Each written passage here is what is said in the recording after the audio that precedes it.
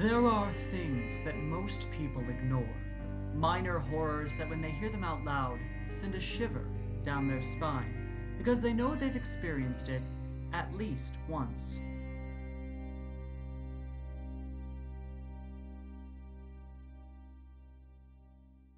Join us in Wyoming, the jackalope play, and the tumbleweed roam. Powder River, let her buck, you say. The river is silent to your call. Powder River, let her buck, please, you plead.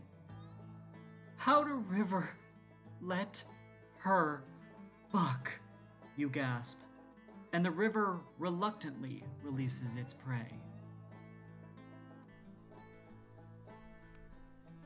The jackalope stares at you. You stare at the jackalope. The fire is beginning to sputter and die, and you have no other weapons. You are not sure you will make it through the night. You are cold. Wait 5 minutes, and the weather will change. You wonder what is coming next. You regret wondering when is the next hailstorm. Wait 5 minutes, and the sun blazes around you. The heat is exhausting. Your shirt brushes against a steel beam, and your sleeve begins to smoke. You hope the wind will put it out. You do not know if this can wait for 5 minutes. An antelope leaps out into the road. There is no one around for miles. Another antelope follows, and another. There are so many antelope around you, you do not think this will ever end. For 3 days, there are antelope. You are running out of water. You look in the mirror. You are an antelope. You find a scorpion in your bathtub. It's the drought, they explain. The earth cracks in two under the courthouse, leaving a pit the length of the town. It goes so far down that you think you can smell sulfur and something you know instinctively to be magma. It's the drought, they explain. Cattle fall over dead. The pine trees are filled with beetles. The ground is harder than the pavement, and when the snow melts, the streets flood for days. It's the drought, they explain. There is no water left. It doesn't matter. No matter how much you drink, you are still thirsty. It's the drought, and still, it doesn't rain. There is a zombie apocalypse. It starts in Jackson. No one is surprised. The zombies don't survive the winter. There is an old woman hitchhiking from Casper to Rollins, and the wind follows her. When she leaves Casper, the houses begin to creak and moan. Half the town falls over. They say that people in Rollins don't remember how to breathe without the wind to do it for them. The old woman smiles. Her false tooth flashes in the sunlight. She tells you the gold comes from South Pass. You cannot find the words to ask where she is going next. Always on fire. Seriously, there's fires every single year. You drive past a sagebrush. You think the sagebrush moves, but it looks like every other sagebrush. They are all the exact same sagebrush. A park ranger tells you that the aspen trees are all one tree that share a root system. They are all one tree. The tree is watching. The tree is waiting. There's a spittoon in this bar. You didn't know people still used spittoons anywhere. You don't know why, but you know that you shouldn't look inside the spittoon. The bar stool here is made out of a saddle, but you get the feeling its rider is still there. People say howdy. You don't say it back. You don't know how.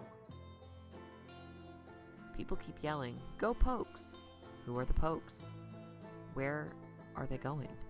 Our only team is the Cowboys. Who are they poking? Someone from Colorado tells you it's windy. You disagree. The house behind you is torn apart by the winds and the tornadoes. The Coloradan is launched into the air, and you still disagree because this is just a light breeze. The roads close around you as snow piles up.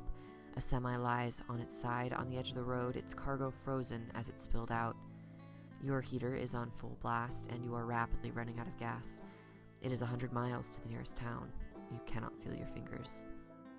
You're downtown in the capital city of Wyoming. You almost hit an antelope. You pray that it doesn't come after you. There are more antelopes than there are humans. I didn't think Wyoming actually existed, someone jokes. You look at them in the eye and assure them that it doesn't. You fade away as the wind picks up. You are driving. There is a sign for an upcoming town. You blink and it is behind you. You remember that it is one of the larger towns in the state. Someone buys a stuffed jackalope from you in a gift shop. You stifle a scream. A jackalope killed your brother, as well as the entire hunting party sent after it. The prairie stretches into the horizon. You have been driving the same direction for 3 days. The July snow covers most of the yellowed grass. A sign assures you that there is a town just up ahead, but the prairie stretches farther into the horizon. A woman at the bar has worked on the ranch. You know this by the wear on her cowboy boots. You become self-conscious about the lack of wear on yours. Others are starting to notice. The dirt from their boots begins to crawl towards yours. Soon you, too, will work on the ranch. You have been hiking away from civilization. It's late, the fire is low, and it looks like it's about to rain. A woman screams in the distance. Your party comes to with weapons in their hands until someone mutters the big W word. Silence falls, as you all agree that you heard absolutely nothing. Before stoking the fire, you burn sage, and you try not to overthink the silence. At Legend Rock, you trace 9,000-year-old pictographs, wandering the cliff face alone. You freeze. One of them is your face and hands, struggling to get out of the rocks. A shadow looms behind you. Someone tells you that you don't need a jacket in your car. It's the middle of summer. For a moment, you can't move. When you recall warming your hands in your friend's corpse after a snap freeze in the middle of August, you make no move to remove the jacket. You stop at a diner in Jeffrey City in a blinding snowstorm. Everyone is staring at you. No one is talking. You quietly lock the door behind you and remove your face. Your family, after all, has lived here a very long time. A friend complains to you that the university leaves the stadium lights on all night, and that it's wasteful. Sternly, you tell her the lights remind Grandmother Night not to swallow up Laramie in the dark. That people still live there, but she thinks you're kidding. That night, the power goes out for almost 2 hours. You manage to get the lights back on before too much of the town is taken. And not before you watch the light of your friend's eyes be swallowed into the darkness. After being in Wyoming for several months, you return home for a visit. You can't stop sweating. It's 30 degrees outside and your skin feels like fire. You have a hard time remembering words, and awake one morning to find you've been sleeping in the box freezer in the garage. It does not look you in the eyes at breakfast. Your teeth hurt. You are watching a movie with a beautiful girl in your living room. Her car alarm goes off. Sighing, she pauses the movie and goes outside. Tears in your eyes, you hold the door closed, ignoring her pleas, screams, and then absolute silence. Except for the crunch of bones. You're sorry that it had to be this way, but it had to be her and not you. The snow is white, clean, pure. It makes it easy for you to see the shadows slinking through it, staining it. ink black. People at school are counting down the days. You ask why, and they laugh. The kind that gives you chills. 2 more days, they write on the whiteboard. The frozen air crackles, the thermometer drops. It is winter here. The winter does not want you to forget that. The antelope are at the intersection again. They have no intention of removing themselves. You consider revving the engine, inching your way forward, hoping that they'll scatter. You meet their eyes through the windshield and hunch down, hoping they'll look away. The wind howls around the roof. It wants you to come outside and play with it.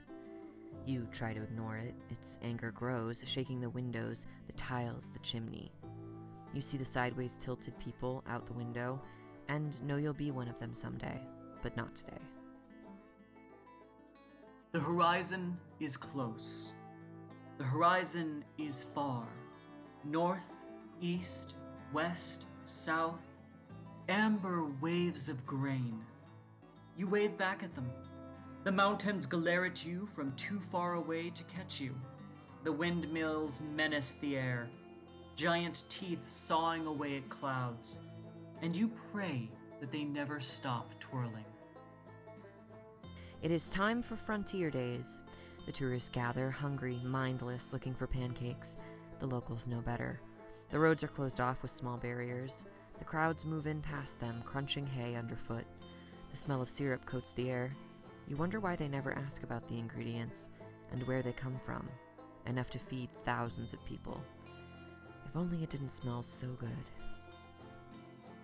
Don't talk about the caldera. You don't have to. You can feel it in your bones, the buzz of 1,000 earthquakes for 50,000 years, held up in place under Yellowstone. Anyone can after a while, after being here for way too long. Someday it will call, and you will answer, and the rest of the world will know too. You hope to be dead before that happens. So good night, listeners, and know that the big one is coming.